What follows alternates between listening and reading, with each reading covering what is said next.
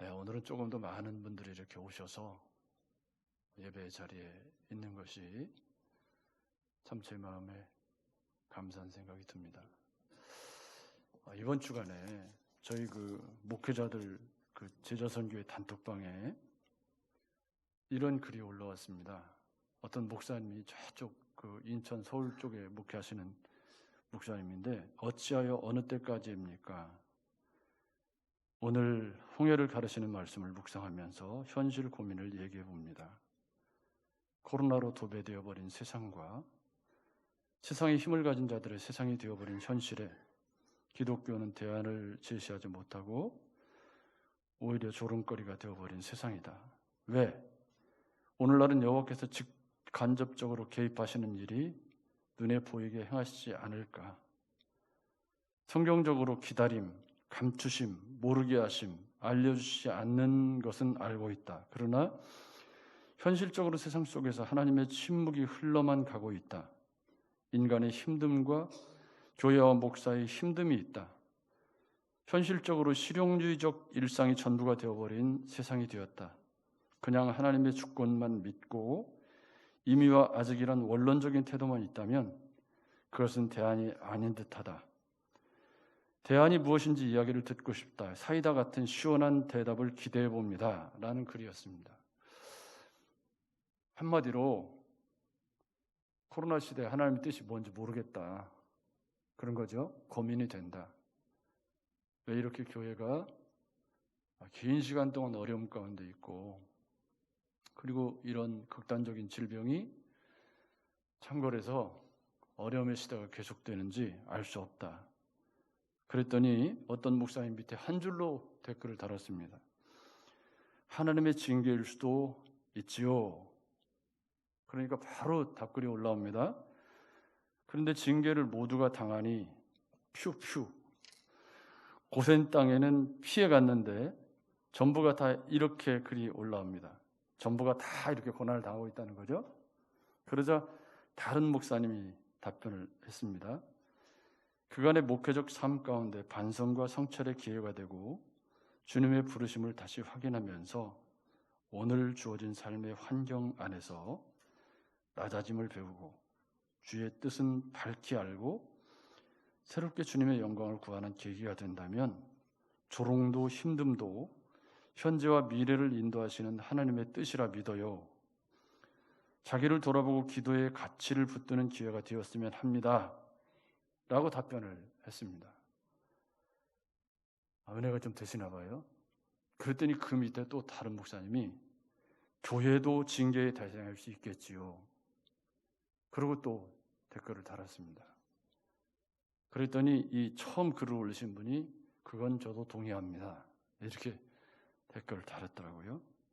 저는 이 대화를 이렇게 읽어가면서 이게 우리 시대 목회자들의 공통적인 고민, 그리고 여러분들의 고민, 하나님의 뜻이 도대체 뭐냐? 왜 이렇게 어려움의 긴 터널을, 그리고 교회가 이렇게 예배하는 것이 마음에 걸림이 되는, 공무원 사회에서 또 이런 여러 사회에서 교회 가지 말라는 소리를 공공연하게 해야 하는 그런 시대가 계속되고 있는 것이냐 하는 안타까운 마음들이, 그런 고민들이 우리에게 있는 거죠. 그래서 오늘 저는 우리가 읽은 본문 가운데 17절 말씀을 중심으로, 그러므로 어리석은 자가 되지 말고 오직 주의 뜻이 무엇인가 이해하라 라는 말씀을 제목으로 삼아서 말씀을 살펴보려고 합니다. 그런데 그러므로 이렇게 돼 있잖아요. 이제 앞절하고 연결되어 있다는 말이죠. 어리석은 자가 되지 말고, 이 어리석은, 이게 굉장히 중요합니다. 어리석은 자가 된다. 원어적인 의미는 앞에 15절에 보면 지혜 없는 자 같이 하지 말고 그래요. 이 지혜 없는 자 같이보다 더 강한 표현, 즉 지각 없이 행동하는 우매함이나 바보스러움을 의미하는 것이 어리석다라는 말입니다. 어리석은 자가 되지 말고, 그러니까 지금 에베소서를 쓰고 있는 그 에베소 교회에, 그러니까 사도 바울이 감옥에서, 로마 감옥에서 이 옥중 서신으로 에베소서를 쓰고 있는데, 그때 에베소 교회의 상황이 아마 지금 우리하고는 판이하게 다른 상황이겠지만 비슷한 우리와 이야기를 나눠야 하는 상황이었던 걸로 우리는 이해를 해볼 수가 있습니다. 그러니까 어리석은 자가 되지 말아라. 그러면서 오직 주의 뜻이 무엇인가 이해하라. 이 understand what the Lord 이렇게 되어 있거든요. 왜 주님의 뜻을 분별하라 이렇게 써야 되잖아요. 하나님의 뜻이 무엇인지 잘 분별해라 이렇게 써야 되는데 왜 여기 understand라는 이해하라는 표현을 썼을까요? 주님의 뜻을 이해하라는 말이 여러분 선뜻 이해가 가십니까? 아니 무슨 설득하는 것도 아니고, 원어를 찾아보니까 이해하라라는 말은 어떤 것에 마음을 기울여 파악한다 혹은 노력을 쓴다 이런 뜻입니다. 그러니까 이해하라는 말은요, 우리가 생각하는 그런 그 이해가 아니고 주님의 뜻을 알기 위해서 애쓰고 노력하는 과정을 이해하라 라는 단어로 쓰고 있는 거예요. 그러니까 주님의 뜻을 안다는 거죠? 모른다는 거죠? 모른다는 겁니다. 주님의 뜻을 우리가 알 수 있나요? 지금 목회자들도 우리 시대에 주님의 뜻을 몰라서 이렇게 고민을 하는 거예요. 그래도 저희는 이런 건전한 모임이 있어서 거기서 이런 고민들을 이야기하고 그리고 어떻게 목회를 해야 될지를 고민하고 이렇게 말을 나누지만, 그렇지 못한 이 땅의 수많은 목회자들은 어떻게 해야 될지를 모르는 거예요. 더더군다나 우리 교회처럼 이렇게 실시간 영상이 잘 되는 시스템을 갖춘 교회는 그리 또 많지 않습니다. 그리고 저쪽 무주 지난 장수 쪽으로 가면 어르신들이기 때문에 실시간 예배가 의미 자체가 없는 거예요. 그러니까 뭐 죽으나 살아 그냥 모여서 예배를 해야 되는, 이번 주간에 몇몇 목사님들을 제가 우리 노예 목사님들을 만나 뵀는데 다 형편이 실시간 영상 예배에 아예 관심, 그런 말 자체가 무색할 정도더라고요. 물론 이제 큰 교회는 안 그렇지만, 그러다 보니까 참 이게 우리 시대를 향한 하나님의 뜻이 무엇인가 하는 고민이 깊어가는 요즘입니다. 그런데 주님의 뜻을 지금 우리가 사는 시대에 분명히 알면 참 좋겠지만 우리가 잘 몰라요.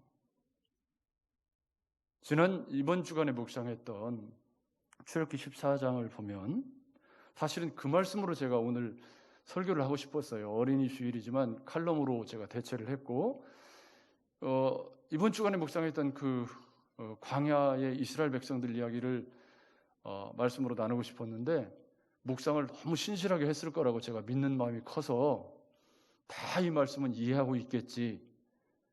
마지막에 그래서 고민하다가 원고를 거의 한 70-80% 작성을 하다가 다시 에베소서로 돌렸습니다. 그 이유는 이렇게 예화로 잠깐 쓰는 걸로 이렇게 정리를 하려고 하는데요. 여러분, 그 출애굽기 13장 17절에 보면 바로가 백성을 보낸 후에 블레셋 사람의 땅의 길은 가까울지라도, 그러니까 이게 무슨 얘기냐면 애굽에서 가나안 땅까지 가는 길은 가깝다 그런 말이에요. 그러니까 상인들이 다니는 직선 도로로 가면 맥시멈 잡아서 일주일 정도 걸린다 그래요. 가까울지라도 하나님이 그들을 그 길로 인도하지 아니하셨으니 이는 하나님이 말씀하시기를 이 백성이 전쟁하게 되면 마음을 돌이켜 애굽으로 돌아갈까 하셨음이라. 아멘. 요거는 이제 모세가 기록할 때 하나님의 뜻을 밝혀준 거지, 그 시대를 살아간 이스라엘 백성들은 이걸 아나요 모르나요? 모르죠. 왜 광야로 이렇게. 그래서 이제 그들이 하나님의 뜻을 이해한다면 그런 광야로 자기들을 훈련시키는 하나님께 감사하고 찬양하고 그래야 됩니다. 그런데 그 뒤에 14장 4절에 보면 하나님이 또 말씀을 하십니다. 내가 바로의 마음을 완악하게 한즉 바로가 그들의 뒤를 따르리니 내가 그와 그의 온 군대로 말미암아 영광을 얻어 애굽 사람이 나를 여호와인 줄 알게 하리라 하시매 무리가 그대로 행하니라. 그러니까 여기 무리가 그대로 행했다라는 말이 하나님의 뜻을 이해했다라는 의미인가요? 아닙니다.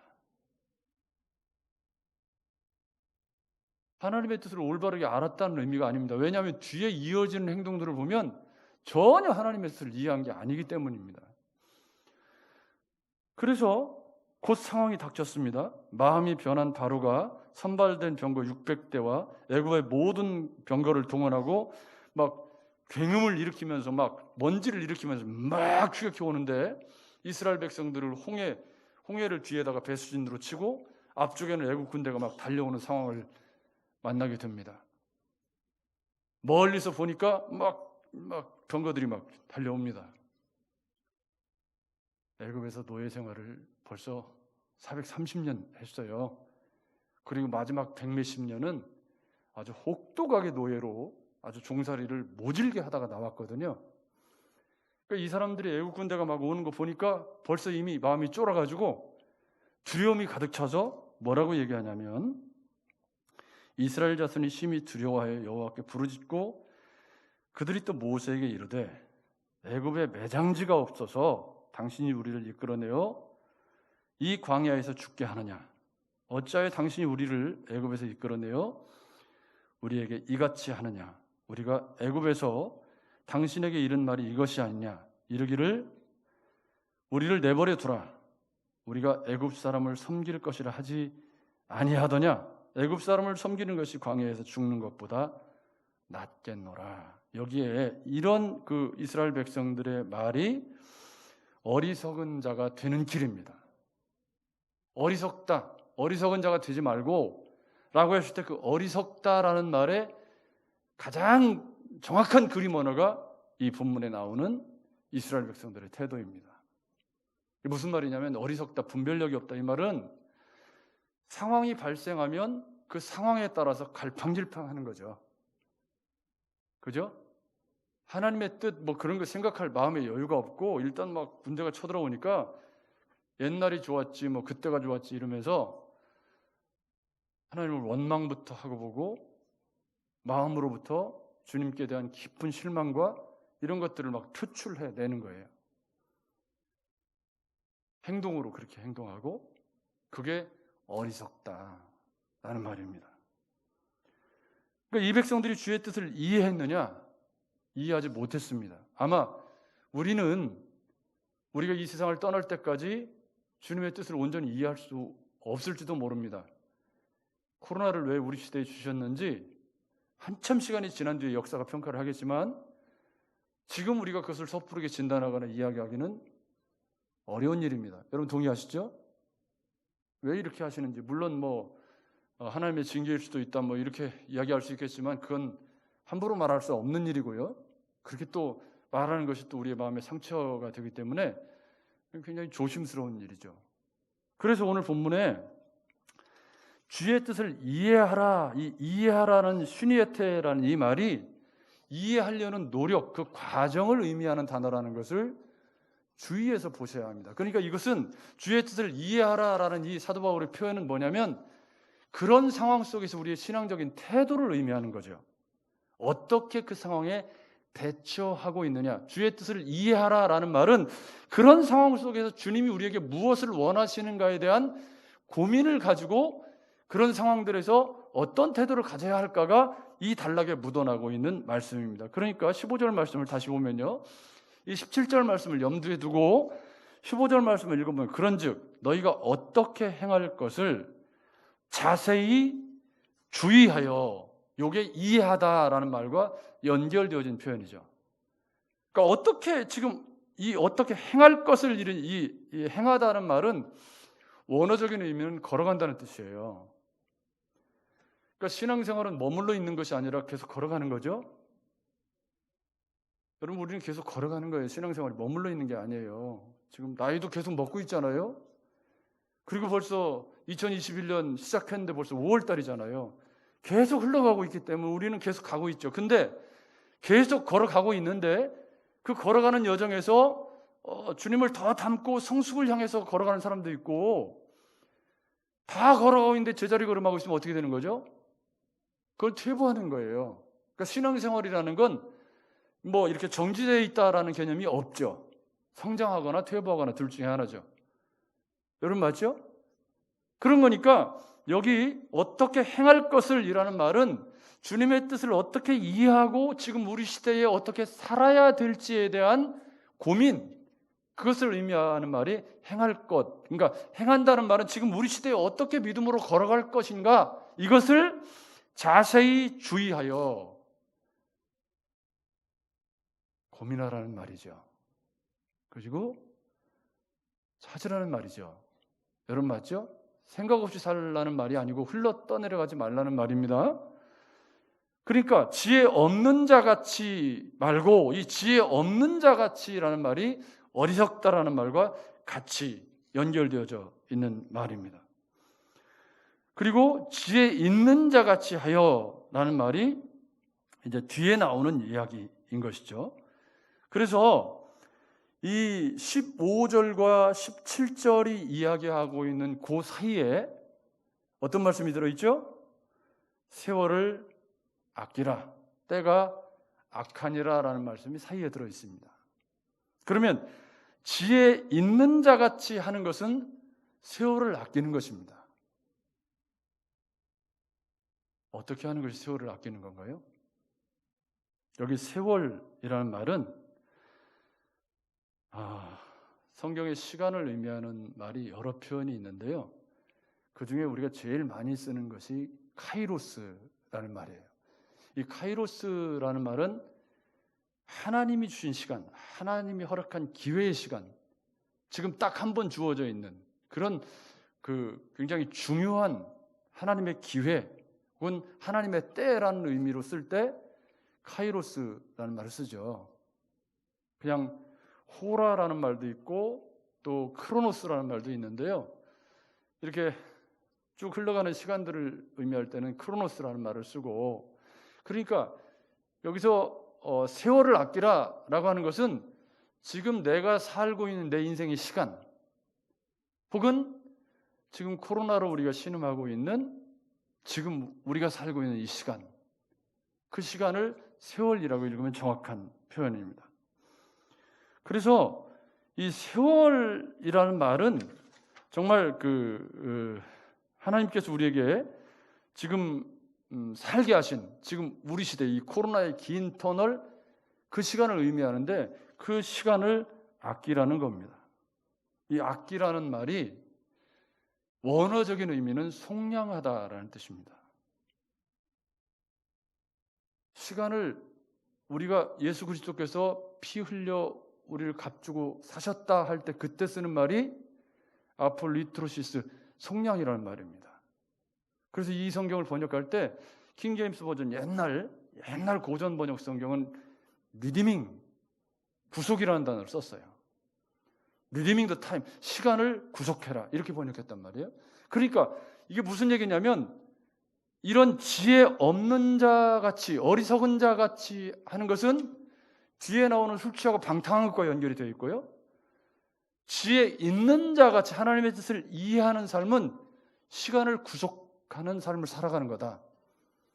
그러니까요, 뭐 어렵게 제가 설명을 하고 있지만 이 코로나의 긴 터널을 지나는 이 시간이 정말 의미 없는 시간, 죽어버린 시간, 마지못해 사는 시간, 죽지 못해 살아가는 시간, 그런 시간은 세월을 구속한 건가요? 아닌가요? 아닌 거죠. 시간을 아끼라, 세월을 아끼라, 이 말은 그 똑같이 우리에게 주어져 있는 시간을 어떻게 하나님의 백성답게 살 수 있느냐 하는 고민이 묻어나 있는 표현이란 말이죠. 여러분 맞죠? 그러니까 되는 대로 사는 게 아니에요. 되는 대로 살아가는 건 세월을 아끼는 태도가 아닌 거죠. 여러분 군대 가 있으면 요즘은 20개월도 채 안 되는 군 생활을 하는데, 그런데도 우리 아이들을 보니까 징글징글하다고 그러더라고요. 지금 33개월 병역 의무를 다 마친 어르신들이 보면 절반도 안 되는, 저도 이제 31개월하고 15일 군대 생활을 하고 나왔는데 우리가 보면 우리 아이들 군대 갔나 싶은데 금방 온다고 그러더라고요. 근데 걔네들한테 그랬다고 하면 아주 야단 맞습니다. 무슨 얼마나 지금. 그때 우리가 저희 군 생활할 때 어떤 표현을 썼냐면 거꾸로 가도 국방부 시계는 흘러간다. 요게 세월을 아끼라는 말의 정반대 표현입니다. 상황이 어려워지면 그 속에서 내가 할 수 있는 것을 찾아서 최선을 다해서 그 삶을 세우고 견고하게 만드는 것이 세월을 아끼는 겁니다. 그럼 어리석은 자는 어떻게 하는 겁니까? 에이, 될 대로 되라, 까짓 거. 그래서 코로나 시대에 마음은 병들어가고 몸은 살찌고 그렇게 되는 거예요. 활동을 다 안 하고 집에서 그냥 방콕에서 그래도 먹는 건 먹어야 될 거 아니에요? 그 활동은 안 하고. 그러니까 어떻게 돼요? 조금씩 불어나는 건 살밖에 없다. 확 찐자가 되어가지고 어느 날 만났더니 얼굴이 그냥 붕어빵처럼 확 쪄 있다. 세월을 아낀 거예요. 흘려보낸 거예요. 그러니까 지금 이 세월을 아끼라는 말은 의미 없는 시간으로 만들지 말아라. 우리 인생이라고 하는 지금 이 코로나의 어두운 터널이라고 할지라도 이 시간을 의미 없는 시간들로 만들지 말아라. 그러면 주의 뜻을 이해할 수 없다는 거죠. 점점 더 주님의 뜻과는 거리가 먼 쪽으로 가는 거죠. 여러분 이해가 되시죠? 그러니까 이 앞쪽에 어리석은 자, 지혜 없는 자 사이에 세월을 아끼라는 말씀이 들어있고, 그리고 그 뒤에 그러면 구체적으로 어리석은 자가 되지 않고 주의 뜻이 무엇인지를 이해하는 삶이 몇 가지가 나옵니다. 첫째는 18절에 뭐라고 나오냐면 술 취하지 말라. 이는 방탕한 것이니 오직 성령의 충만함을 받으라 그럽니다. 그러니까 지금 이게 무슨 얘기냐면 주의 뜻을 이해하고 세월을 아끼는 그런 성도의 생활은 술 취하지 않는 것. 그러니까 여기서 술 취한다는 것은 상징적인 의미죠. 방탕하다. 그 말이 세월을 아끼라는 말의 반대편에 있는 표현이라는 것을 여러분 이해하셔야 됩니다. 그러니까 이런 거예요. 코로나 때문에 아무것도 할 수 없어요. 아무것도 할 수 없으니까 나는 아무것도 안 하는 거예요. 그러면서 아무것도 안 하면 여러분 근심이 더 깊어지나요? 어떻게 되나요? 아무것도 안 하고 집에만 이렇게 딱 막 밖에 나가면 마치 공기 중에 막 코로나 균이 막 나를 막 공격하는 것처럼 막 이렇게 막 두려워하면서 마트도 막 이러면 몸과 마음이 건강해지나요? 어떻게 되나요? 그러니까 여기 술 취하지 말라 이는 방탕한 것이니까 무게중심이 어디에 있어요? 방탕한 건데 이 방탕하다라는 말은 나를 그냥 풀어놓는다는 거예요. 세월을 아끼는 시간을 구속하는 삶이 아니라 그냥 어떻게든지 이 시기를 지나가기만 하면 되는 거다. 그렇게 나를 풀어놓는 거죠. 이 로이드 존스라고 하는 목사님이 계신데요. 이분이 의사하셨다가 목사가 되신 분인데 이분이 이 술에 대한 이야기를 쓰시면서 술은 우리를 방탕하게 풀어놓는 거냐 억제하는 거냐. 술은 억제하는 기능이 있다. 그렇게 설명을 하셨습니다. 이게 무슨 얘기냐면 술은 우리 두뇌에 있는 모든 최중심부를 억제한다. 사람에게 자제력, 지혜, 이해력, 분별력, 판단력, 몸의 균형, 사물에 대한 평가를 제공해 주는 것. 다시 말해서 그 사람을 가장 훌륭하게 행하도록 만드는 것을 통제한다. 그렇게 억제한다. 그러니까 이게 방탕한 것이니라는 말을 반대로 표현한 거예요. 술을 먹으면 우리가 고매한 인격으로 가질 수 있는 그런 우리의 그 자제력, 통제력을 다 술이 삼킨다. 그런 억제한다는 반어적인 표현을 로이드 존스 목사님 쓰셨더라고요. 근데 이건 세월을 아끼라는 말의 반대적인 표현이죠. 여러분, 거기도 저를 보십시오. 코로나가 1년 지금 벌써 3개월, 15개월을 훨씬 이제 지나가고 있습니다. 그러는 동안에 실질적으로 사실 우리의 삶이 그렇게 이렇게 성가대 못하고 자유롭게 예배하지 못하는 거 말고 삼시세끼 다 잡수셨잖아요. 잠 주무시는 거 다 잡수셨고요. 회사도 다 출근하시죠? 뭐 하는 거 사실 거의 다 하고 계세요. 조금 자유롭게 못하는 것이 좀 있죠. 운동도 조금 자유롭게 못하고 헬스클럽을 가도 좀 눈치 보면서 가야 되고 또 저 같은 경우에는 마스크 쓰고 운동해야 되고 그러니까 조금 어려워지긴 했지만 딱히 보면 그렇게 많이 달라진 것이 없는데 뭐가 문제냐면 우리의 마음이 같은 시대를 바라보는 마음이 그래서 저는 지금 코로나가 발발한 때부터 지금까지 이 사진 찍으러를 못 가겠어요. 미안해서. 그리고 또 가도 어쩌다가 한 번씩 가도 그거를 어디다가 웹에다 올리거나 활동을 아예 못 하겠더라고요. 그래서 작년부터 지금 완전히 접고 우리 PPT에 올리는 사진만 그냥 쓰고 제 블로그에 이렇게 올리는 정도로. 왜냐하면 제 마음이 허락을 안 해요. 그걸 남이야 뭐라고 하든지 뭐 어쨌든지 간에 내가 다 힘들게 사는 세상에 너무 자유로운 것 같아서 못 하겠더라고요. 그래서 계속 지금 못 하고 있어요. 이렇게 어디를 가지도 못하고. 그러니까 기름값이 안 들어가더라고. 막 3주 탈 때도 있고 막 그러더라고요. 그러니까 사실은 이게 술 취하지 말라. 이것은 지금 우리가 처해져 있는 이 코로나라고 하는 상황에서 그냥 될 대로 되라고 풀어놓지 말아라. 그런 얘기죠. 그냥 사라지는 대로 살도록 내버려 두는 것을 의미해요. 그렇게 살지 말아라. 그럼 어떻게 해야 되냐? 성령 충만을 받으라는 거예요. 근데 여러분 아시는 것처럼 성령 충만을 받으라와 술 취한다는 말이 똑같은 말이라는 건 여러분 아시죠? 술의 지배를 받느냐 성령의 지배를 받느냐의 싸움이라는 거예요. 이게 지금.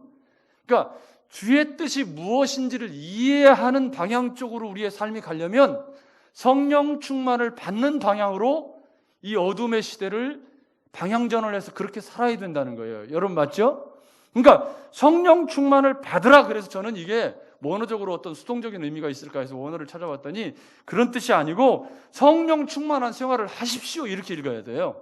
받으라 이렇게 돼 있어서 꼭 뭐 안수해서 받는 것처럼 그렇게 돼 있지만 이 표현은 이해하라는 말과 똑같이 우리가 성령 충만한 방향으로 우리의 인생의 방향을 선회해서 그쪽으로 살아가야 됩니다. 그런 의미예요. 성령 충만한 쪽으로. 그러니까 술 취하고 방탕한 쪽으로 인생의 방향을 잡지 말고 어리석은 자처럼 살지 말고 성령 충만한 일들을 하십시오. 그게 뭡니까? 그게 그 다음에 이어지는 시와 찬송과 신령한 노래로 서로 화답하는 것. 할렐루야. 여러분 마스크 쓰고 찬양하시면 되잖아요. 성가대는 못 써도 우리가 찬양할 수 없는 건 아니잖아요. 그러니까 지금 무슨 얘기냐면요. 성령 충만한 이 세월을 구속하고 그리고 코로나의 이 어두운 터널에 생기 있는 성령 충만한 그리스도인으로 생명력 넘치는 그리스도인으로 살아가려면 우리가 시와 찬양 한마디로 찬양하는 삶을 살아야 한다. 전에는 큰 소리로 찬양하는 것도 막 부담이 됐지만 지금은 이제 그런 부분은 어느 정도 해결이 되었기 때문에 마스크를 쓰고 하는 거죠. 근데 우리가 찬양을 잃어버리고 살고 있지 않습니까? 근데 찬양을 잃어버렸다는 것이 그냥 찬양을 잃어버린 것이 아니고요. 우리의 속사람이 성령 충만으로부터 가라앉는 거예요, 이게. 여러분 동의하시죠?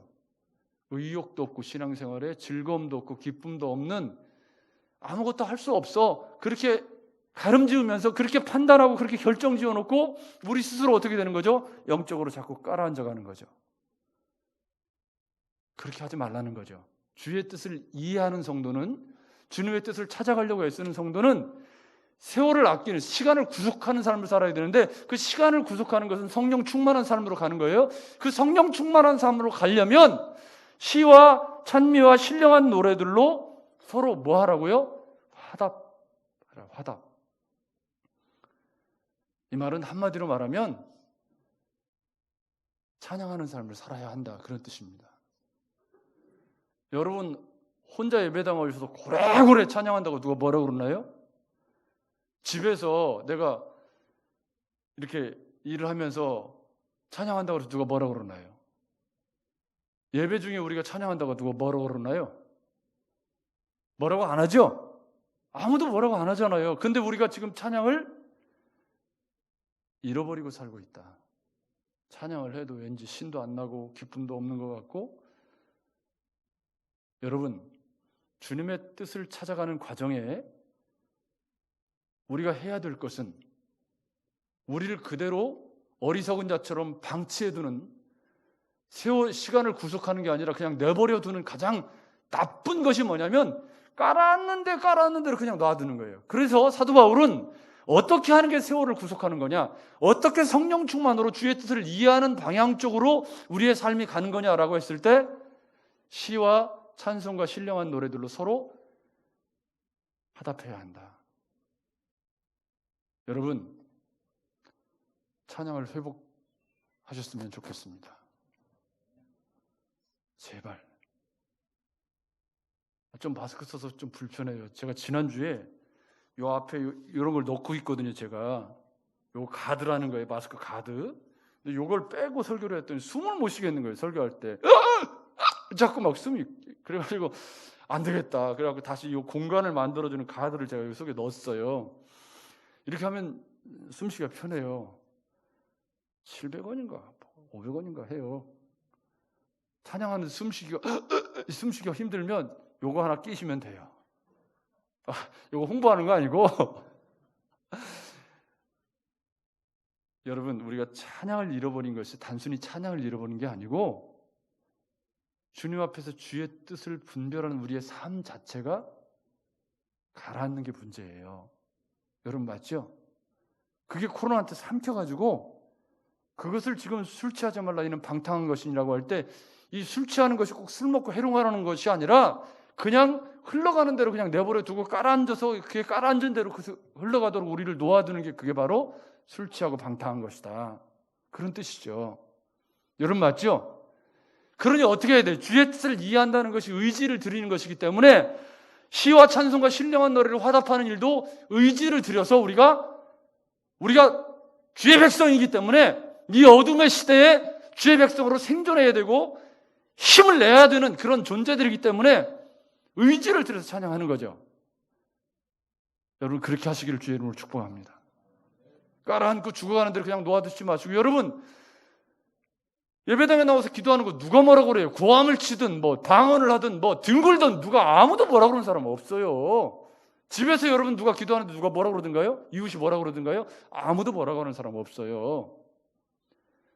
괜히 코로나에 발목이 잡혀서 성도로서 주의 뜻을 이해하고 주님의 뜻에 순종하는 삶으로 가야 할 우리의 삶을 스스로 자꾸 가라앉혀서 기죽어 있고 풀 죽어 있고 그렇게 살아가는 것이 지금 에베소의 표현을 빌면 술 취하고 방탕한 것이죠. 세월을 구속하지 않는 거예요. 그리고 성령 충만한 그리스도인으로 가는 주의 뜻을 이해하기 위한 성도의 노력, 두 번째는 범사에 감사하는 거다. 여러분 거기도 저를 보십시오.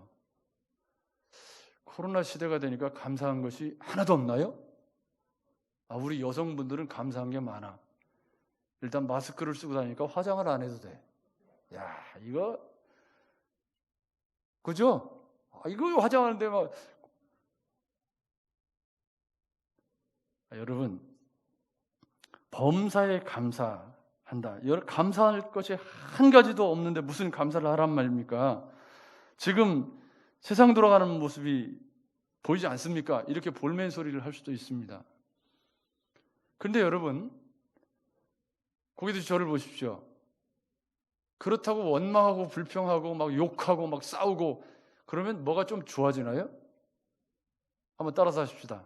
그래봤자 빨리 크게 따라하세요. 그래봤자 마음만 상한다.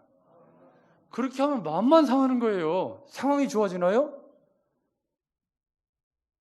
그러니까 세월을 아끼라는 말이 할 수 있는 것을 찾아서 하라, 그런 의미라면, 여러분 코로나 시대에 우리가 할 수 있는 운동을 하고 할 수 있는 시와 찬미와 신령한 노래를 화답하라는 말씀을 코로나 시대에 우리가 할 수 있는 찬양을 하고 코로나 시대에도 우리 함집사님은 색소폰만 저렇게 잘 불고 계시잖아요. 요즘 늘으셔가지고 얼마나 더 저렇게, 코로나 무서워서 저거 어떻게 불어? 그런 게 아닌 거죠. 여러분 맞죠? 그래서 저는 주의 뜻을 이해하라라는 이 말씀 가운데 우리의 의지의 방향, 마음의 방향이 있다라는 것을 여러분 주의해서 읽으셔야 해요. 우리 시대를 어떻게 이겨나갈 것인가는 주의 뜻을 이해하는 쪽으로, 어리석은 자처럼 행동하지 않고 주의 뜻을 이해하는 쪽으로 삶의 방향을 정하는 게 믿음이고 성령 충만이라는 거예요. 이 성령 충만이라는 것을 말씀으로 충만해져서 우리의 삶이 주님으로 충만해진 것이라고 읽는다면 그런 삶을 돕는 것이 시와 찬송과 신령한 노래를 서로 화답하는 것이고 범사에 감사하는 생활이라는 거죠. 아멘. 그래서 감사의 조건을 찾으면 굉장히 많아요. 생각보다. 코로나 시대에 어렵지만 감사의 조건을 찾으면 꽤 많아요. 오늘 아침 새벽 기도로 오는데 저쪽 뒤쪽으로 올라왔거든요. 잔뜩 붙잡고 페인트를 칠해놨더라고요. 그때는 이쪽은 안 칠했었어요. 이쪽만 좀 흉하니까 칠하려는가 보다. 그래서 이제 막 덕지덕지 이제 새벽 예배를 마치고 이제 이쪽 계단으로 내려가는데 여기는 공사를 안 했거든요.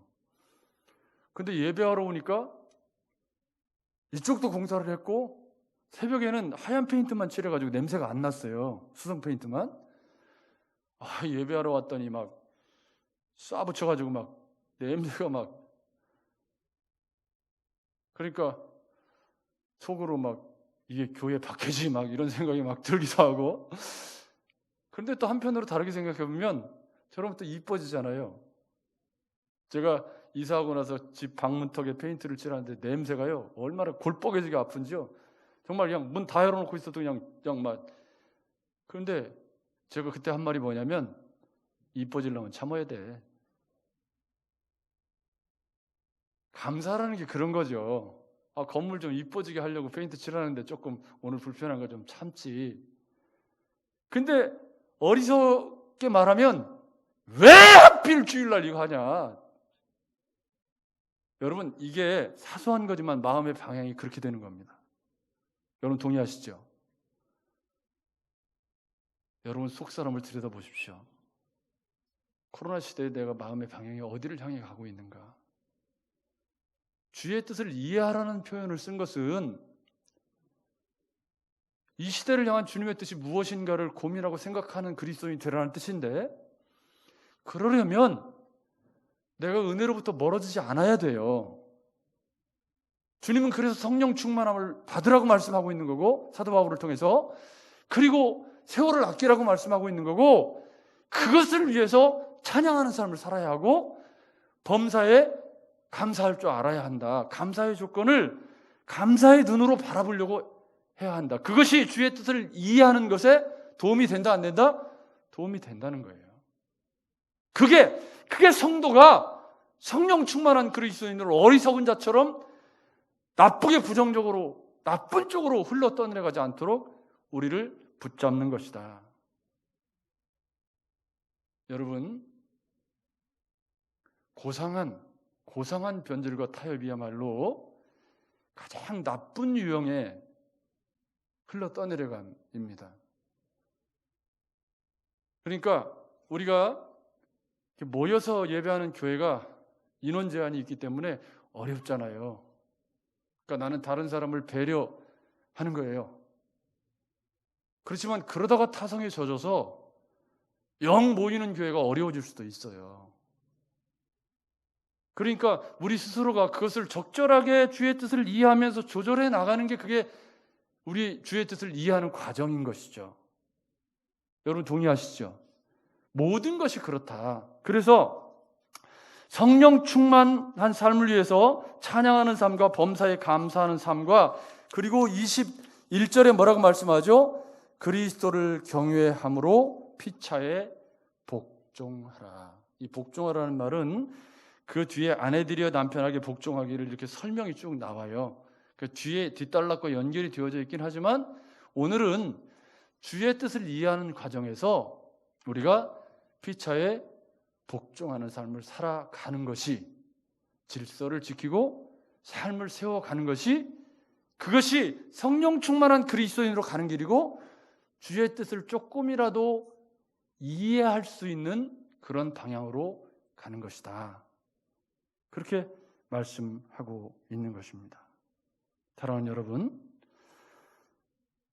주의 뜻이 무엇인지 온전하게 이해하는 것은 불가능한 일입니다.